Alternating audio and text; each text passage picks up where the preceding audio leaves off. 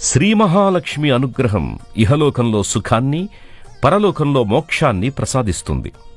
శ్రీవారి హుండీలో కానుకలు సమర్పించి బయటకు రాగానే ఎడమవైపున ప్రాకారానికి పైన నిలువెత్తు బంగారు వరలక్ష్మి అమ్మవారి ప్రతిమ దర్శనమిస్తుంది.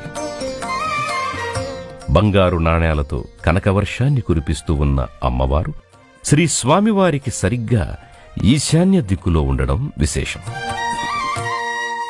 శ్రీవారి హుండీ సమీపంలో నిలచి ఉన్న వరలక్ష్మి అమ్మవారు శ్రీ స్వామివారికి కానుకలు, మొక్కుబడులు సమర్పించిన భక్తులకు సర్వసంపదలు ప్రసాదిస్తారని భక్తుల విశ్వాసం.